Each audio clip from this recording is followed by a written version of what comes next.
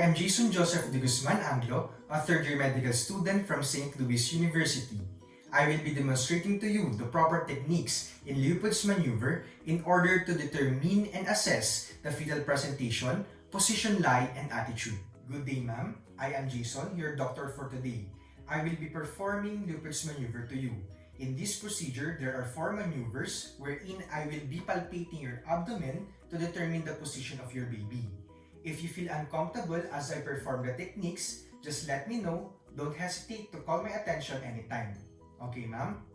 So in this procedure, it is important that our patient has emptied her bladder beforehand. Now that our patient is in dorsal recumbent position or supine, and assuming that her knees are already flexed, we can now start the procedure.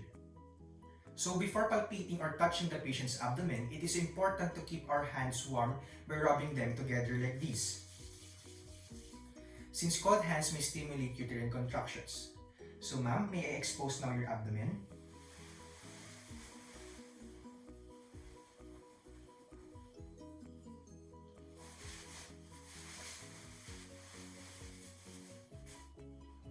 So for the first 3 maneuvers, I will be facing the patient's head. For Leopold's Maneuver 1, your Leopold's Maneuver 1 is also known as the fundic grip. The purpose of this maneuver is to determine which fetal pole occupies the uterine fundus. Now, using both of my hands, I will grasp now the uterine fundus like this, and using my fingertips, I will palpate. If the cephalic pole occupies the uterine fundus, what will be palpated is head that is firm, hard, and round mass which moves independently of the body and it is more movable. Whereas, if it is the cephalic pole, what will be palpated is a less well-defined, large nodular mass that moves in conjunction of the body. I can also place my other hand on the hypogastric area just to compare, like this. So for this maneuver, LM1, podalic pole, occupies the uterine fundus. Next is your Leopold's Maneuver 2. Your Leopold's Maneuver 2 is also known as the umbilical grip.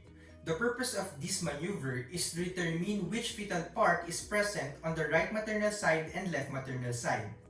In this procedure, I will be placing my palms on either side of the maternal abdomen, like this.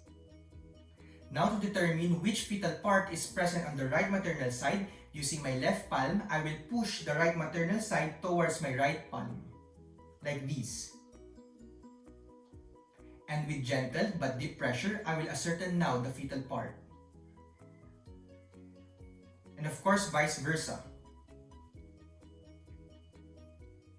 Fetal back is felt as smooth, hard, and resistant surface, while the fetal small parts are felt as small, irregular mobile parts or with nodulations. We then report LM2, fetal back occupies the left maternal side, fetal small parts occupy the right maternal side. Next is Leopold's Maneuver 3, also known as the Pollex grip. The purpose of this maneuver is to determine the mobility of the presenting part, whether ballotable or non-ballotable. Using the thumb and fingers of my one hand, I will place it on the lower portion of the maternal abdomen just above the symphysis pubis. Engagement of the presenting part has not occurred yet if when I grasp and move the presenting part like this, and still it moves or floats to the space, or simply if the presenting part moves upward, and if I will now be able to press my fingers together like this.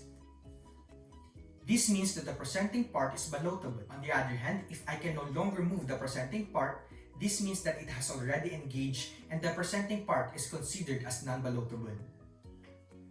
We then report LM3, either cephalic, ballotable, or cephalic, non-ballotable. Lastly, Leopold's Maneuver 4, also known as the pelvic grip. The purpose of this maneuver is to determine the attitude of the fetus, either flexion or extension, by palpating for the cephalic prominence. In this maneuver, I will now be facing the patient's feet. Now, determine for the cephalic prominence. Using the fingertips of one hand, simultaneously with the other hand, a deep pressure is exerted from the fundus, going down in the direction of the axis of the pelvic inlet, like this. Whichever hand arrested first, that would now be the location of the cephalic prominence. The other hand continues to go downward. If the cephalic prominence is located on the same side of the fetal small parts, the fetus is in flexion.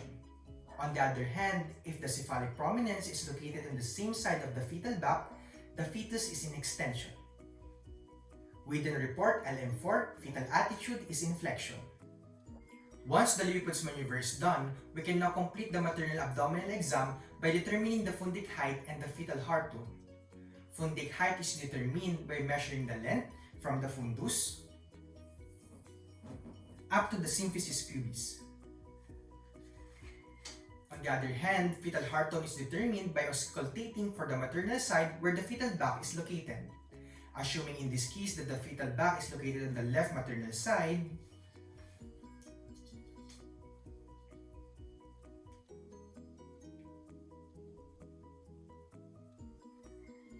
fetal heart tone is located on the left lower quadrant of the maternal's abdomen. That now completes the Leopold's maneuver as well as determination of the fundic height and the fetal heart tone. Thank you.